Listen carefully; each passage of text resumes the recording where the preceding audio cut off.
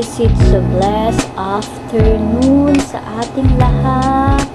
Diba? It's your girl Jenna Babes. Oh my god, diba?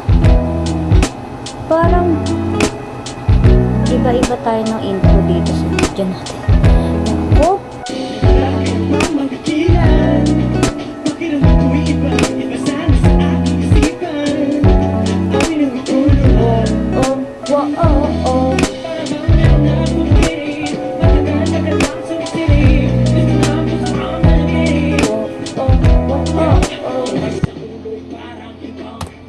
What's up guys? Nandiyan na pala kayo. It's me, your girl Jenna Babes in your area. So for today's video, magkakaroon po tayo ng random facts about me. Opo, about me. Hindi, about naman kay Mochi. No, about me po guys, no. So today because it's hot, mainit. Don't forget to drink your water mga mima. Don't forget to bring your umbrella if you're going outside. And to start this up for this video, ano pang hinihintay natin? Let's wrap this up.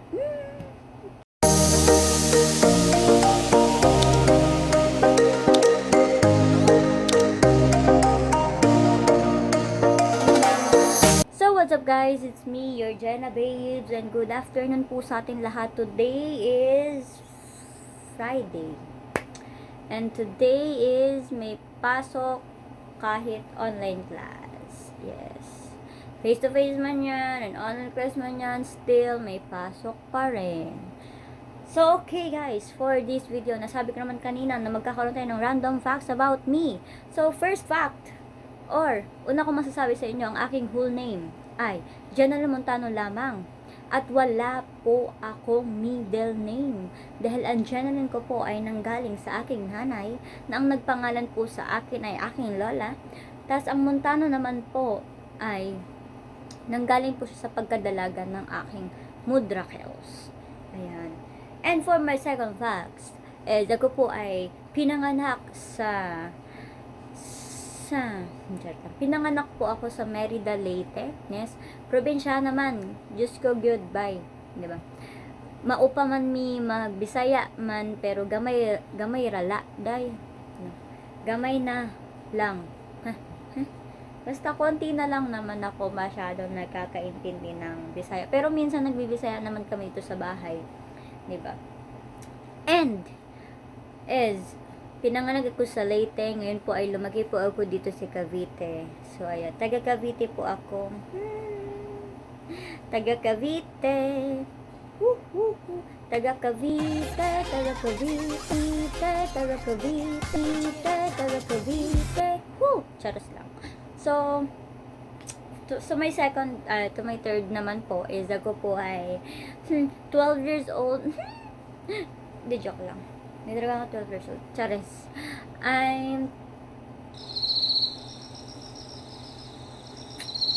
Kung yung 12, baliktarin nyo, magiging 21. So, I am 21 years old, running up and standing in front of you.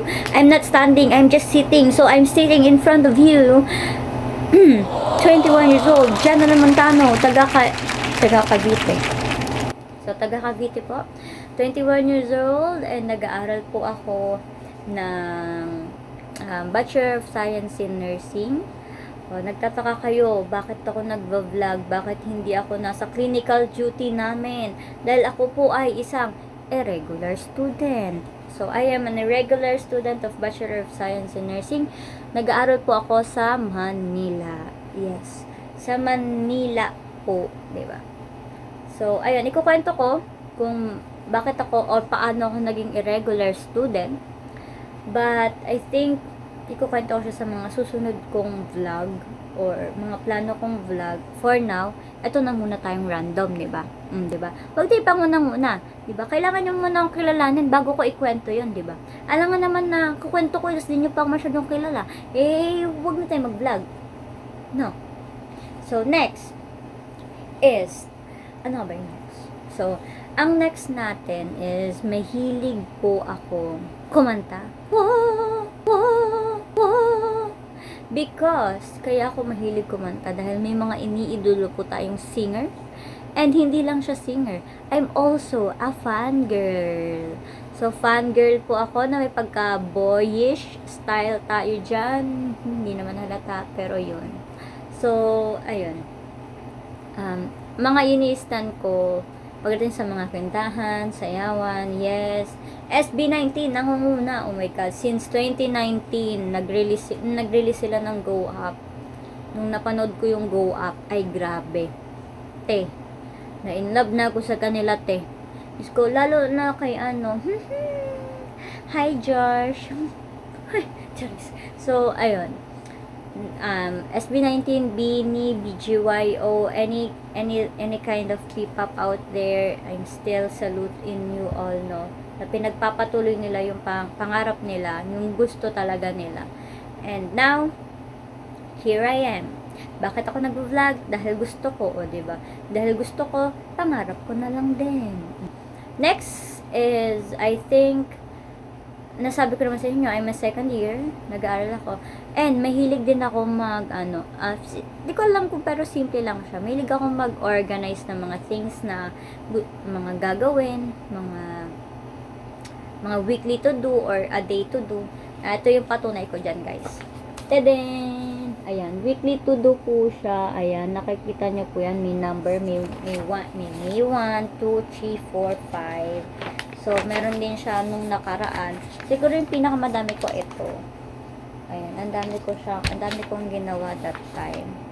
I'm super busy din. And at least naisingit ko yung pag-vlog ko rin for the meantime. Pero gusto ko naman siya i-vlog during nagkaklase or what. Pero dahil nga guys, hindi po ako rich. Okay? Hindi po ako mayaman. Hindi po kami mayaman, may kaya lang po, pero dahil nga yung cellphone lang ang aking gamit, at yung storage ko, naghihingalo na guys. Naghihingalo na guys, so kailangan ko rin mag-ipon ng pambili din ng cellphone din para sa pag-vlog ko. Diba? Mag-iipon tayo na mag-iipon. Siyempre, saan din kukunin? Sa baon ko. O diba? Paano kukunin sa baon? Minsan lang naman may face to face. Diba? Naisip mo yon? Kahit piso yan, 5 piso, 20 pesos, o 3 pesos man yan, kung ilang peso man yan, i-keep mo yan, itago mo yan, kasi sa susunod lalago yan. Pwede na ba? Charis.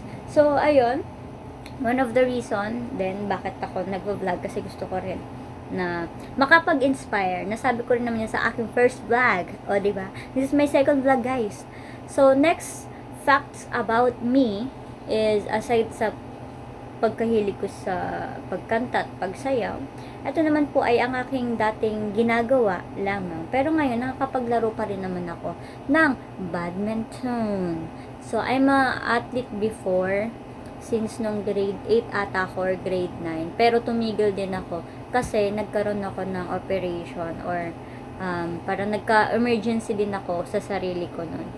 And I think that was my decision din, kasi hindi na kinakaya ng body ko. Kaya ayun.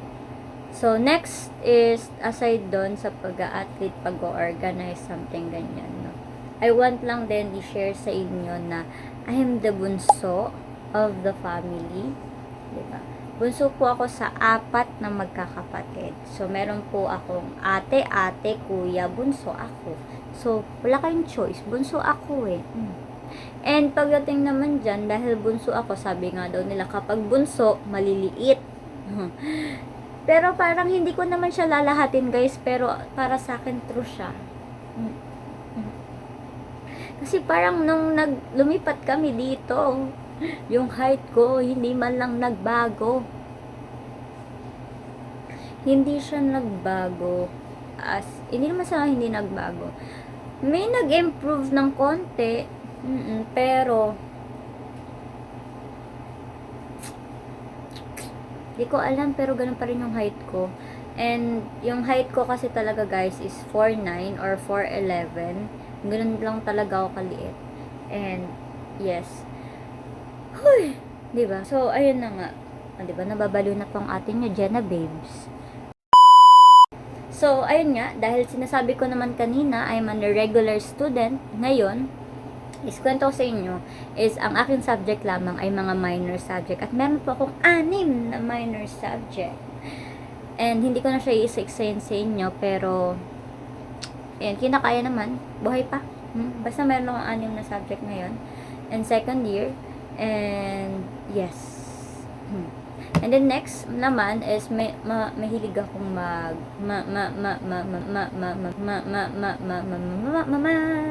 mahilig po akong magsulat ng yan tula or letter or something or what. But sometimes din kasi talaga guys, nagsusulat din talaga ako ng mga prayers ko. Fun fact lang din, prayers ko sa isang prayer journal na regalo din sa akin ng kapatid ko. And I think it's was really helpful din pagdating din sa akin, especially sa mental health ko, na I can release my stress, worries, anxious, anything na I want, dun lang din talaga through writing. And I think yun din talaga din minsan yung ginagawa ko. And I'd like to share it to you guys, 'di ba? Try nyo, why not, 'di ba? Wala namang masama, 'di ba? Wala masama mag-try, and wala din masama mag-try mag-vlog if you want to, 'di ba? So, ayun lang naman guys ang aking apaka-konti na random facts about me. And so thank you guys for watching my vlog. Thank you for listening even though na parang sino ka ba? Ba't kita kailangan kilalanin? Pero it depends on you kung gusto niya pa rin ipagpatuloy itong vlog na to. Pero, yes, I think, thank you guys for watching my vlog. And, sana magustuhan nyo. And, for more videos update, I will update it slowly, but surely naman po na magpo-post po ako. Hindi man everyday, hindi man weekly, but monthly. Pero kasi guys, you know, syempre nag-aaral din naman po ako. So, there have a lot of times to think and create and be more creative din. And gusto ko rin din talaga na may matutunan din kayo sa bawat paggawa ko ng videos or vlogs. And that's it guys. Thank you for watching this vlog or random facts about me. No? Don't forget to like and subscribe this channel. Thank you for watching, and don't forget to follow me on my social media accounts that will appear there. Basta mag-a-appear na lang siya sa screen or there, basta yun. Don't forget to follow me on Instagram and also in my TikTok account that pinag-iisipan ko rin ng content. So, thank you guys for watching, and God bless you all, and don't forget to drink your water every day.